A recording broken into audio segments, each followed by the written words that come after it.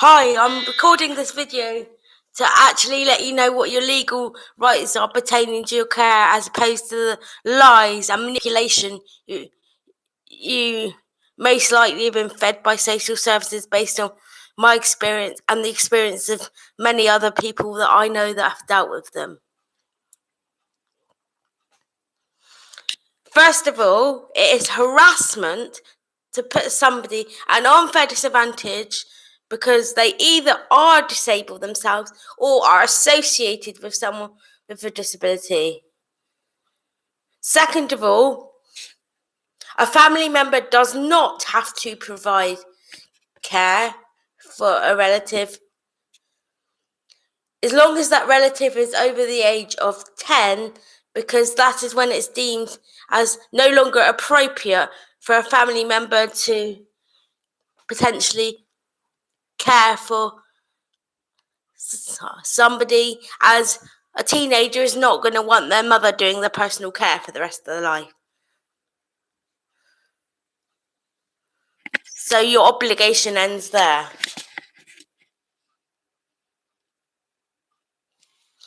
Thirdly, if you are providing care for someone and you're willing and consenting to provide the care, and the other person is willing and consenting, then you should be getting paid for it.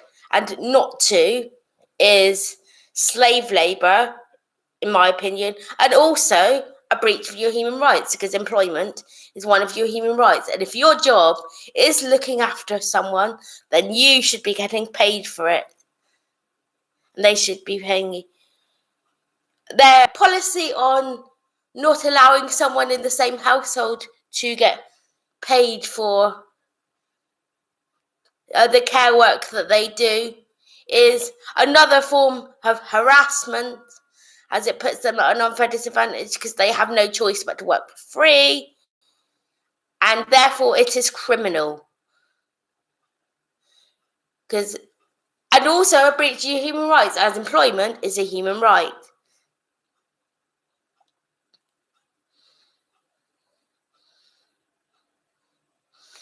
According to the Deprivation of Liberty Act, DOLS, you cannot force anyone to do anything unless it is deemed that A, they do not have capacity and you're acting in the person's best interest. But this is so easily manipulated to any agenda, it's absolutely terrifying, because I was told that I couldn't be vegan because they couldn't provide for that diet, and therefore the carers would have to pull.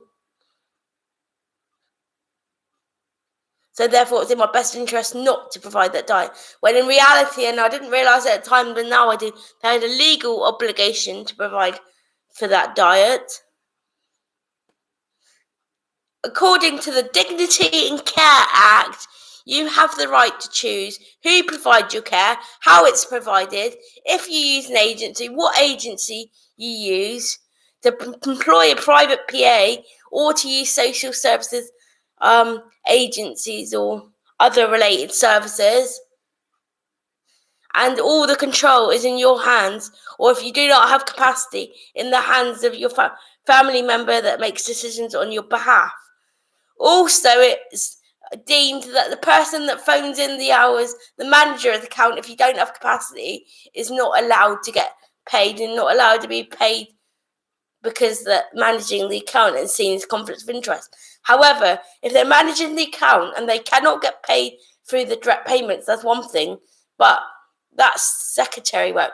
They still should be getting paid for the work that they're doing. It shouldn't be done for free, as again, the employment is a human right. They forced my family members into such a situation where they were forced to be my carers, causing such irreparable breakdown that I no longer have anything much to do with any family members. In fact, I begged my social worker to stop mum from doing my personal care and be allowed to have an agency come in, because every time she did, I felt violated. and she said that I was too mentally ill to make that choice. And then I developed agoraphobia, which she then said that agoraphobia is a psychological thing, so they don't provide for that. So they left me here for about 10 years with no means to go out, no means to the outside world, when the reality is the only reason I developed agoraphobia is because I have difficulty understanding directions and I could get lost. And I'm also visually impaired, which means that I can't see the pavements and all very well. So it's actually quite scary to go out.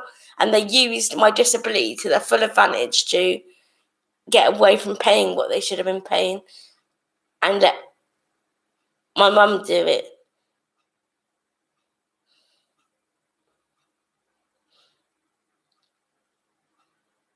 I no longer have any friends because inevitably, if I had friends or went out with friends, they would have ended up being in a caring role because I need support and I didn't have the hours to do it. So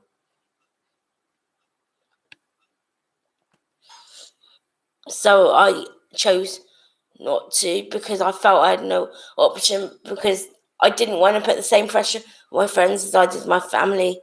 I'd have lost them anyway.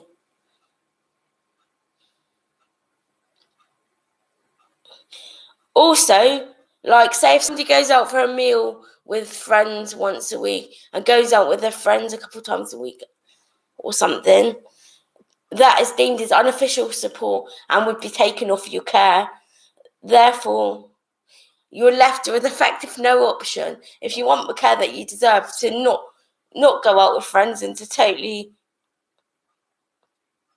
isolate from friends. Otherwise, anybody that comes in and does anything is deemed as unofficial support and they'll just take it off your hours, even though the hours are inadequate at best and at worst totally neglectful and abusive.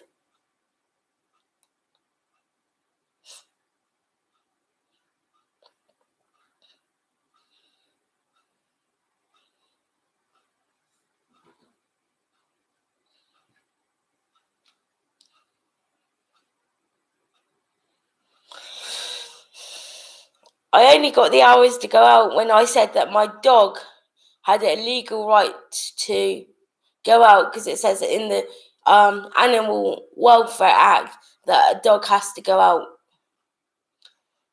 once a day. And so, because it said that in the Animal Welfare Act, they gave me the hours to go out. Effectively, that means that a dog has more legal standing in the community, in social services eyes, than a person with a disability. They actually, in my estimation, turn people to drink and drugs and then feed them loads of lies about what they can't provide for. Like, they say they don't provide for care if you're on drink or drugs, but that's a lie because they do. In fact, it's one of the eligible criterias. Drinking, drugs and mental health is eligible criterias, but they tell you it's not. They break you down to such a point that you don't care about anything, anyone anymore. You don't even care about yourself. So they can manipulate, abuse, control, and break the law, and you don't challenge it because that's what they're doing. When they do these things, they're breaking the law, they're committing a crime, and if nobody stands up against them and nobody challenges them, the crimes will continue and people will continue to suffer. They let me believe that I had no value, that I was worthless, and the worst thing is I let them make me feel that way. And I'm just telling you now, if they're telling you that and making you feel like that, you do have rights, you are worth something, and you do have value, and don't let them do what they did to me and break you down. Fight them to the end, and don't back down. They cannot force you to sign a contract that is criminal. If the contract for your care vitiates any of your human rights, then you're entitled not to sign it, or if it breaks the law. You have a legal right to a private and family life, and you have a legal right to equal opportunities in the community as someone without a disability, without interference from the local authority, whatever they might have you believe. Because what they're telling you is a pack of lies. It's criminal, it's immoral, and it's against civilized society and what most human beings stand for. So just don't back down. Fight till the bitter end, no matter what.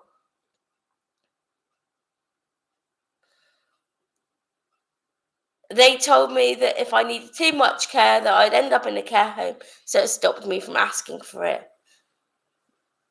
But the reality is, they couldn't do that to anyone. They have to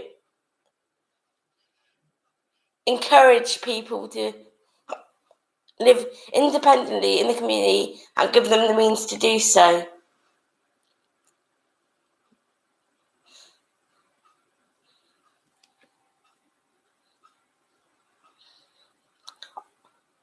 I can't get married because if I do, they'd expect my husband to provide the care, and he would not be a proper husband. He'd be my carer.